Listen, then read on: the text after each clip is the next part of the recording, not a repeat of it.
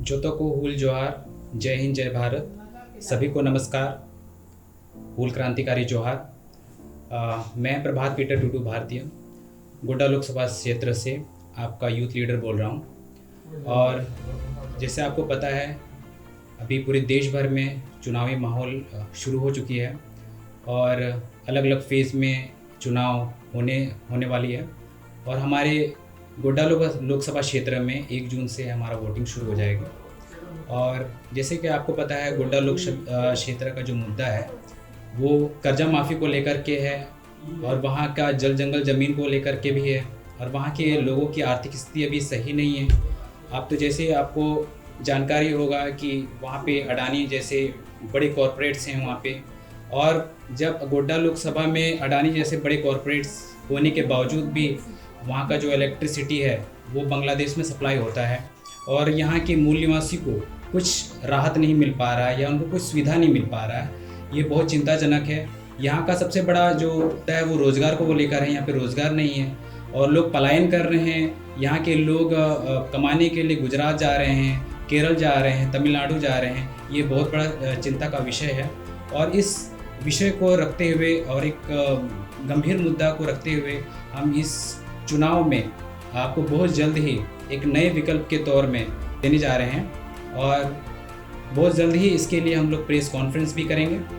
और आप सभी जनता से नम्र निवेदन रहेगा कि आप इस चुनाव का जो माहौल है, आपने भारतीय जनता पार्टी को भी देख लिया है, कांग्रेस को भी देख लिया है, लेकिन एक ऐसा विकल्प लाने की तैयारी में है हम लोग कि जो भी आपका मुद्दा है क्षेत्र में, चाहे आप ले लो कर्जा माफ़ी का ले लीजिए, आप जल जंगल ज़मीन को बचाने के ले लीजिए, आर्थिक स्थिति का ले लीजिए, रोज़गार का ले लीजिए, और जो पलायन का जो हमारा गंभीर मुद्दा है उसको ले लीजिए। उसके लेकर हम लोग जो हैं बहुत जल्द ही इसको प्रेस कॉन्फ्रेंस करके आपके सामने में बहुत सारी चीज़ें हम लोग चर्चा करेंगे और खुलासा भी करेंगे। और ये जो पुराने नेता लोग हैं किस तरह से आपको माइंड वॉश कर रहे हैं और किस तरह से आपका इस्तेमाल कर रहे हैं, आपको झंडे ढोने का काम करवा रहे हैं, पोस्टर लगवाने का काम कर रहे हैं, आपको नारे लगवाने का काम कर रहे हैं, लेकिन आपके बारे में, आपके बच्चे के बारे में ज़रा सा फिक्र नहीं है उनको, ज़रा सा जानकारी नहीं है कि आपका बच्चा क्या करेगा, आपका बच्चा कैसे पढ़ाई करेगा। कार्यकर्ताओं लोगों को बहुत इस्तेमाल किया जाता है, बहुत गलत तरीके से इस्तेमाल किया जाता है। बहुत सारी जानकारी नहीं है जनताओं के पास, लेकिन वो जानकारी हम गाँव तक पहुँचा रहे हैं, पंचायत तक हम पहुँचा रहे हैं और लगातार हम अपने क्षेत्र में काम कर रहे हैं। मुझे पूरा विश्वास है और भारत की जनता पर विश्वास है कि हमें बहुत जल्द ही समर्थन भी मिलेगा, सहयोग भी मिलेगा और जो जनता वहाँ पे खोज रही है तीसरा विकल्प के रूप में, वो भी बहुत जल्द ही आपके सामने में हम प्रकट करेंगे। और मैं यही चाहता हूँ और मेरा यही संदेश है। और आने वाले जो वीडियो होगा मैं उस पर मैं और ज़्यादा चर्चा करूँगा और प्रेस कॉन्फ्रेंस के माध्यम से भी इस पर विस्तार रूप से हम आपको जानकारी दे देंगे। तब तक के लिए आप खुश रहिए और आपकी उज्जवल भविष्य की कामना करता हूँ। जय हिंद, जय भारत, जय झारखंड। सबको जोहार।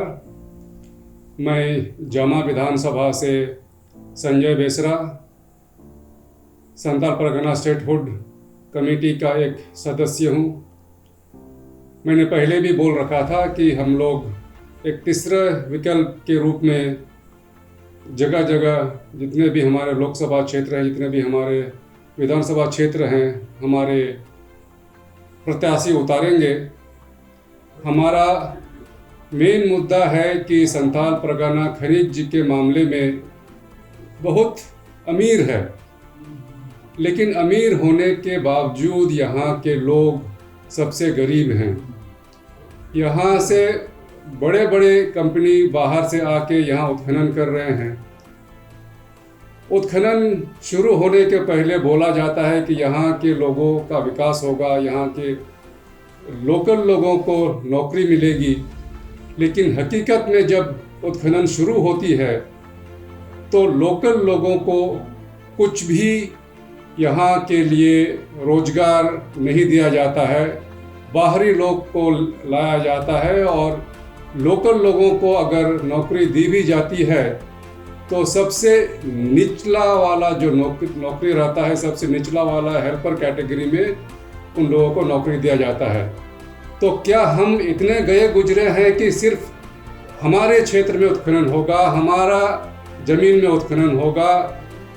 ठीक है, 3 फीट के नीचे का ज़मीन सरकार का है, 3 फीट के नीचे का जो जिसका हक है सरकार का हक है, लेकिन चूँकि हमारा निजी क्षेत्र है, चूँकि हम इस यहाँ के मूल निवासी हैं, यहाँ के युवक का हक बनता है कि जहाँ जहाँ उत्खनन हो रही है वहाँ पर प्राथमिकता जो जिसमें पढ़ाई की है उनकी पढ़ाई की आधार पर उनको यहाँ पर नौकरी नहीं मिल रही है, तो इसमें हम लोग ज़रूर आवाज़ उठाएंगे। ये हमारी प्राथमिकता रहेगी। बाहरी लोगों को नहीं लाके यहाँ के लोकल लोगों को ताकि रोज़गार मिले। और जैसे कि पहले भी बोला गया था कि संताल परगना एक उप राजधानी है। उप राजधानी के नाम में सिर्फ उप राजधानी नाम है, लेकिन यहाँ के उप राजधानी के नाम में कुछ है ही नहीं। हमारा एक मांग रहेगा कि विधानसभा का यहाँ भी सत्र हो, यहाँ से राजधानी के लिए ट्रेन चले, यहाँ के बच्चों को बाहर नहीं जाने के लिए, जो अभी बाहर जाने के लिए मजबूर हो रहे हैं, उनके यही लोकल पढ़ाई के लिए हर ब्लॉक में, हर डिस्ट्रिक्ट में उचित पढ़ाई का सुविधा हो। यही सब जैसे कि पीटर ने बोला इससे पहले कि इन सबों के लिए वो आवाज़ उठाएंगे और आने वाले दिनों में हम एक प्रेस कॉन्फ्रेंस करके हमारा जो मुद्दा है उसका विस्तार से हम आप सबों को पहुंचाएंगे। तब तक के लिए जोहार।